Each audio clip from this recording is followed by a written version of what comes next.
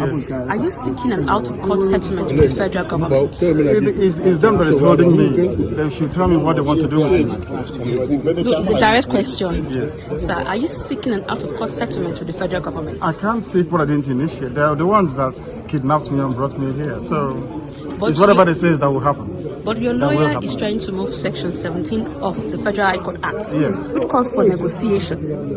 Are you in line with that? I reminded the judge of powers. I think it's the judge's powers. I don't think it's within his powers. It's for the judge to decide.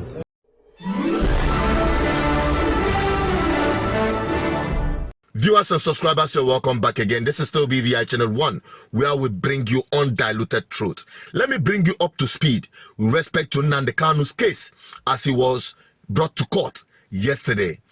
Let's start with the possible negotiation between Nnamdi Kanu and the federal government. Listen to this explanation.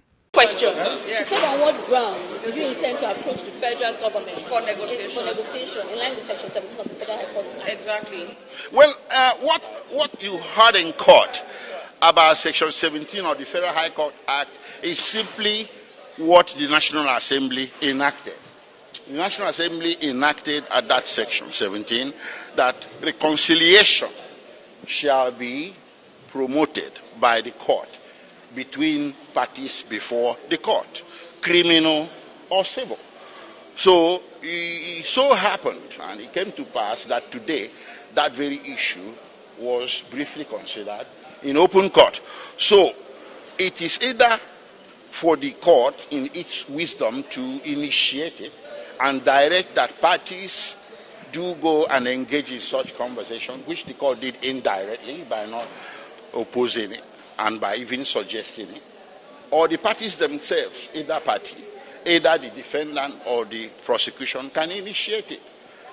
So that's not very unusual. Recently we saw a situation where the Attorney General of the Federation took steps under Section 174 of the Constitution, which is very similar to Section 17 of the Federal High Court Act. He took that position to discontinue the prosecution of two very high-profile cases in this country. The first one concerning Wole, Yele, Showore, and the second one concerning Bodijo of Mieteala. So these things are not unusual. So if they do occur as a conversation in open court, it's just as a matter of course. So people might wonder why such a situation should not apply to Nnamdi Kanu, and that is what played out in court today. Good. Now, for clearer explanation to that, Nnamdi Kanu was actually, or his lawyer, were actually quoting the law, the Nigerian law, to the court. And the court obliged and asked the federal government and then Nnamdi Kanu himself to seek for political solution to the case, the prosecution against Nnamdi Kanu. So don't get it twisted, okay? Don't get it twisted. Don't be deceived by people who want to catch into it to misinform the public. And I must tell you that Nnamdi Kanu should not be going into that negotiation from the point of weakness. He should not be the one to initiate this very negotiation. And that is my own position. And I believe it is the position of many Biafran people.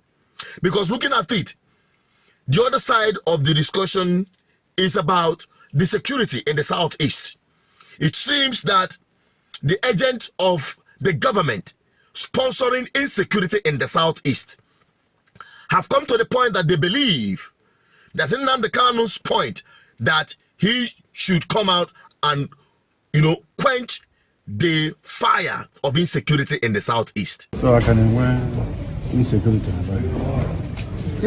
Insecurity, you are the only person that can address it. From my own assessment, I may be wrong. I'm telling you. That's the only person. Even though that thing has failed, I don't say. So it requires your force of character. But I told them. Yeah, you've done that so many times. There'll be no insecurity when I'm out of this place. Then they know that.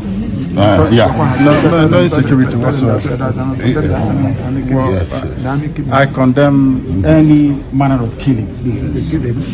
Every manner of killing I condemn in its entirety. I want people to understand that. Because IPOB was founded on a non-violent principle.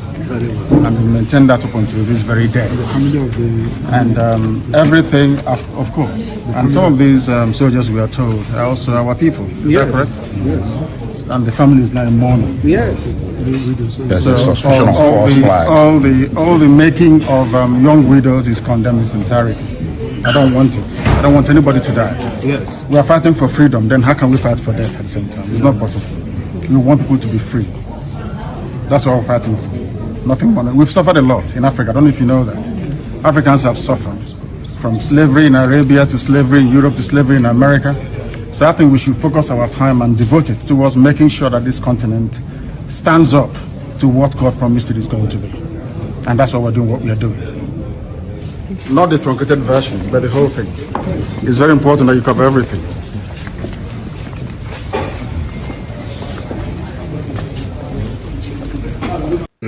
So whenever Nnamdi Kanu come up with this narration, they see it as now the guy has been humbled or he had been cowed. You know, I've seen some make some posts saying that Nnamdi Kanu, he's now calm, he's smiling, he's now coming to his senses after inciting violence and all of those, you know, very heavy words, you know, that he's now finding solution to escalate the insecurity happening in the southeast. You know, some may be right, some may be wrong, but whatever the case might be, Nnamdi Kanu's position is that anyone who is involved in the insecurity in the southeast do not represent Biafra. And that is the underlining fact that everyone must take home. Anyone sponsoring or supporting the menace happening in the southeast, including killing of security operatives in the name of Biafra and the name of Nnamdi Kanu, is not working for his good. In fact, those ones do not want him out. Or perhaps working for the government to bring in Nnamdi Kanu to the table where he will be, you know, at the mercy of the federal government during negotiation. So, whatever the case might be, the bottom line is that Nnamdi Kanu has been able to prove that the federal government do not have any case against him, that he's a political prisoner and should be let go. But the federal government want to get something out. At whose expense? Is it the freedom of the Nigerian people? The freedom of the Biafran people? Because Biafra is about the oppressed people, not just of the southeast, but across Nigeria.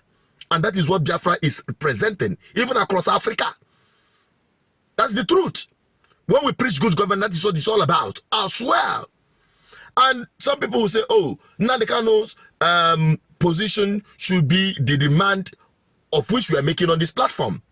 The irreducible minimum, regional government, so that every region will have its own parliament, who can make their own law, will be reasonably autonomous. And that is what true federalism should be. So if Tinubu could achieve that as the only thing he had ever done in his 4 years of mayhem in government, if that is the only thing, that stroke of regional government will wipe away everything that he had brought upon Nigerian people. And that is the truth. But I doubt his political will to do that.